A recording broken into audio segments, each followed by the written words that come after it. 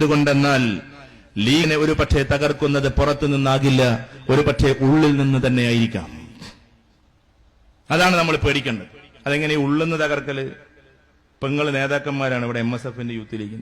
നിങ്ങളെ കല്യാണത്തിന് കുഞ്ഞാലിക്കുട്ടി സാഹിബ് വന്നില്ലെങ്കിൽ നിങ്ങൾ മറുത്തൊന്ന് ചിന്തിക്കും. നിങ്ങളെ കല്യാണത്തിന് നിങ്ങളെ പറ്റി പറയല്ല കേട്ടോ, ET മുഹമ്മദ് ബഷീർ സാഹിബ് വന്നില്ല, മൂപ്പര് വന്നില്ല, ഞാൻ ഇല്ല യൂത്ത് ലീഗ് ഒന്നും. നമ്മളെ കുട്ടിനെ കെട്ടിക്കോളം അല്ലെ നമ്മൾ പെണ്ണിട്ടോളാം ലീഗ്.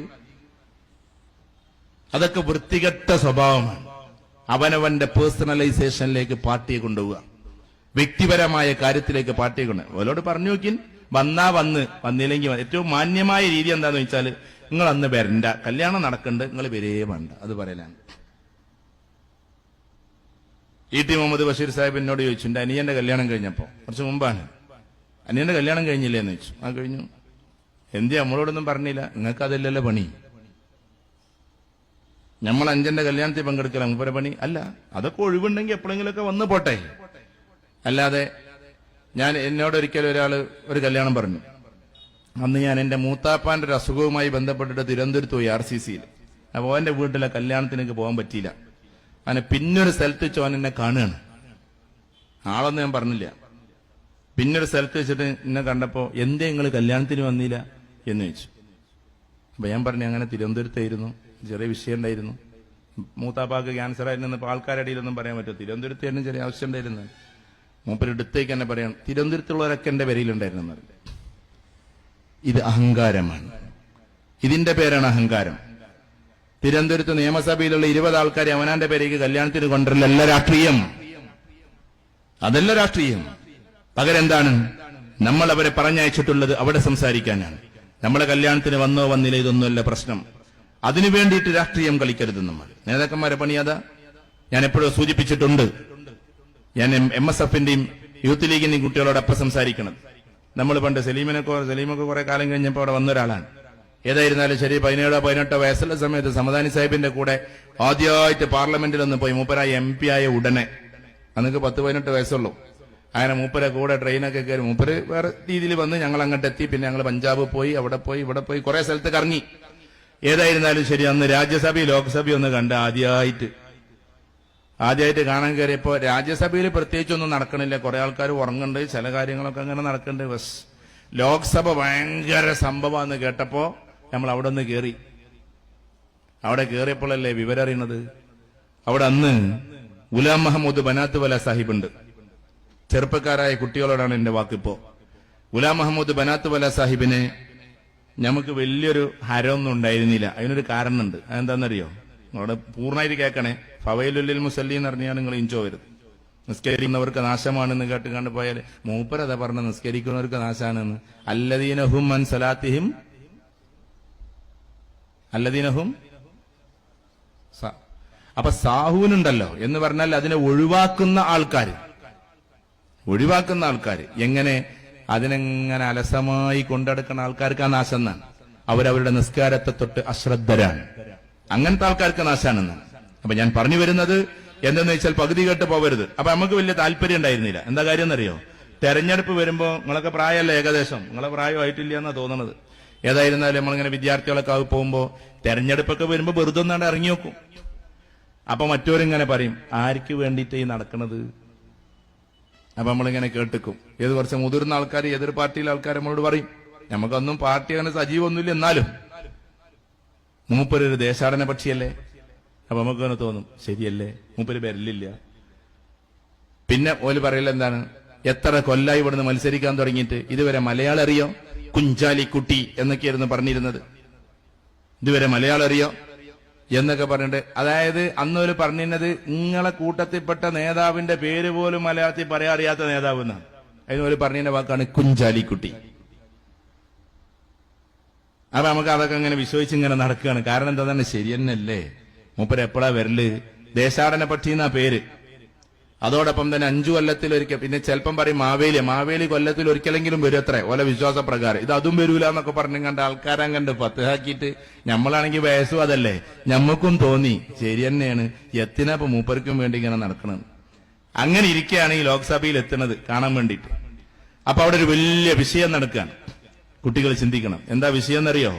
നമ്മൾ ലക്ഷ്യം മറന്നുകൊണ്ട് പോകരുത്. അവിടുത്തെ വിഷയം ചേരിയിൽ, ഡൽഹിയിലെ ചേരിയിൽ കുറച്ച് മുസ്ലിമീങ്ങളെ അവിടുന്ന് ഒഴിവാക്കാൻ വേണ്ടി ചില ഭൂമാഫിയകൾ, BJP അനുബന്ധ ഭൂമാഫിയകൾ അവിടുന്ന് അവരെ ഒഴിവാക്കാൻ വേണ്ടിയിട്ട് ഒരു കത്തിക്കൽ ചടങ്ങൊക്കെ നടത്തി ടെന്റുകളൊന്നാകെ കത്തിയിട്ട് മുസ്ലിങ്ങളൊക്കെ അവിടുന്ന് ഒഴിവായിപ്പോയി.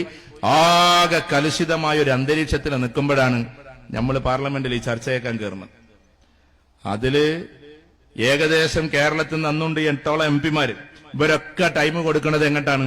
Past to GM. തമിഴ്നാട്ടിൽ ഒരു MP കൊടുത്ത് പാസ്റ്റ് ടു GM എന്ന് പറഞ്ഞാൽ ഓരോരുത്തർക്ക് ഇതിനെപ്പറ്റി അവതരിപ്പിക്കാൻ 5 മിനിറ്റ് ഉണ്ട്. അതങ്ങനെയാ, 5 മിനിറ്റ് ഉണ്ട്. ആ 5 മിനിറ്റ് ഉണ്ട് വരുമ്പോ എല്ലാരും കൂടി പറയണ്ട വിചാരിച്ചിട്ട് എല്ലാരും പറയാണ്. ഞങ്ങൾക്കൊക്കെ പകരം ആര് പറയും?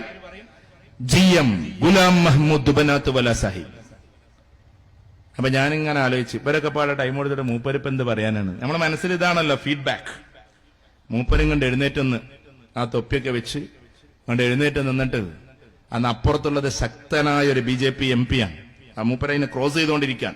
ആ സമയത്ത് ഗുലാം മഹമ്മദ് ബനാത്ത് വല സാഹിബ് ഉണ്ട് എഴുന്നേറ്റ്. എന്നിട്ട് അദ്ദേഹം ആദ്യം തന്നെ പറഞ്ഞത് ദ ടെറിഫിക് മെന്റാലിറ്റി എന്ന് പറയുന്നത്. നിങ്ങൾക്ക് ഓർമ്മ ഉണ്ടാവില്ല മൂപ്പര പ്രസംഗം, മൈക്കൊക്കെ ഇങ്ങനെ പൊട്ടിത്തെറിക്കണ മാതിരി തോന്നും.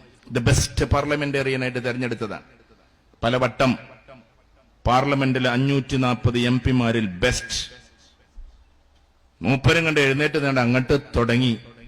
അവസാനം മറ്റാൾ ക്രോസ് ചെയ്യല്, ഇയാള് മറുപടി പറയല്.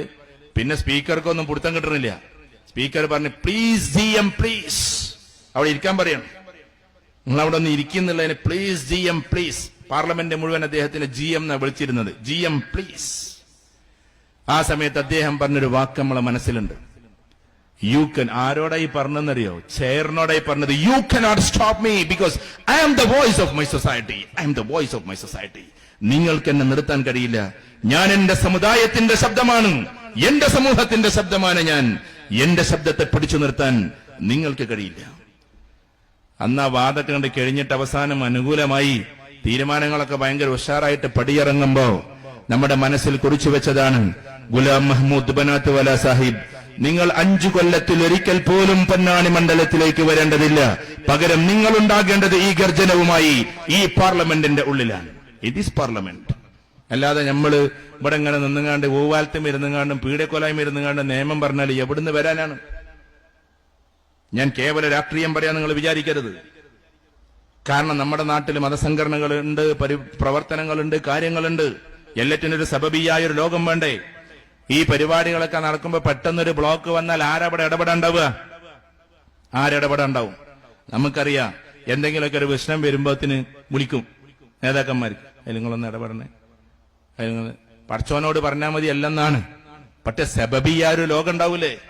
ഉദാഹരണത്തിന് എവിടെയെങ്കിലും ഒന്നൊരു പ്രശ്നം നടന്നു, ആ പ്രശ്നം നടക്കുമ്പോ ഒരാള് പഠനനിലമില്ലാതെ പറയുക എന്നത് വലിയൊരു പ്രശ്നമാണ്. എന്താ നമ്മൾ മനസ്സിലാക്കിയത്? പഠനനില എന്തായി വിചാരിച്ചിട്ട് എല്ലാം ഒന്നും പറയരുത്. പക്ഷെ ശശികല എന്ന് പറയുന്ന ഒരു പെണ്ണ് അല്ലെങ്കിൽ ഒരു സ്ത്രീ ഇത്ര ഗർജനപൂർവ്വം പറയുന്നത് എന്തുകൊണ്ടാണ് നിങ്ങൾ മനസ്സിലാക്കിയിട്ടുണ്ടോ? അവർക്കൊരു ശക്തമായ പഠനനില ഉണ്ടായതുകൊണ്ടാണ്. ആ പറച്ചിലിന്റെ പകുതി പറഞ്ഞിട്ടില്ല പലരും, എന്നിട്ട് പലരും ജയിലിലായിട്ടുണ്ട്. എന്തുകൊണ്ടാ? പഠനനില ഇല്ലാത്തതുകൊണ്ടാണ്. അപ്പൊ ഒരു പഠനനിലത്തിൽ നിന്നുകൊണ്ട് പറയുക, അതും നിയമം പറയുക, വർഗീയത പറയരുത്, വികാരം പറയരുത്. പകരം നമുക്ക് നമ്മുടെ അവകാശങ്ങളെ പറയാൻ പറ്റണം. അത് നിയമസഭയിലാ പറയേണ്ടത്, അത് ലോക്സഭയിലാ പറയേണ്ടത്. എവിടെ എത്തി ഇന്ന്? ലോക്സഭ MP ആണ് ET മുഹമ്മദ് ബഷീർ സാഹിബ്. എന്നിട്ടൊരു പ്രദേശത്തേക്കാണ്ട് പോകുമ്പോ സാധാരണ പോലീസുകാർ തടഞ്ഞങ്ങോട്ട് വെക്കുകയാണ്. ഒരു വിധമുള്ളവരൊക്കെ പേടിച്ചുകൊണ്ട് പോരൂലേ? കാരണം എന്താന്ന് വെച്ചാൽ ഒന്ന് കുറച്ച് പ്രായമായി, പിന്നെ കൂടെ അത്ര വലിയ കുറെ സന്നാഹങ്ങളൊന്നുമില്ല. ഇതാണ്ടെ മിലിറ്ററി കണ്ട് വന്നിട്ടാണ്ട് തടയാണ്. ആരെ? ഒരു MP-യെ. അതാ ഈ കാലം. ചങ്കൂറ്റത്തോടെ മാറി നിൽക്കിൻ, I am the member of parliament. ഇത് പറയാൻ ET മുഹമ്മദ് ബഷീർ സാഹിബിന് സാധിച്ചുവെങ്കിൽ പ്രിയപ്പെട്ടവരെ നമ്മൾ അറിയണം, ആ ഒരവസ്ഥയിൽ നിയമം കൈകാര്യം ചെയ്യാൻ പറ്റുന്ന ആളുകളെയാണ് നമ്മൾ അങ്ങോട്ട് അയക്കേണ്ടത്. ഇവിടെ ആയാലും അവിടെ ആയാലും അതിന്റെ ഒരു പഠനം. അപ്പൊ നമ്മൾ വിചാരിക്കൽ എന്താണ്? അതൊക്കെ അങ്ങനെ രാഷ്ട്രീയമല്ലേ? രാഷ്ട്രീയത്തിന് കെടുതികളുണ്ട്, രാഷ്ട്രീയത്തിൽ കുറെ പ്രശ്നങ്ങളുണ്ട്. ആ പ്രശ്നങ്ങൾ കുറെ ഒന്നും ബാധിക്കാത്ത ഒന്ന് ലീഗാണ്.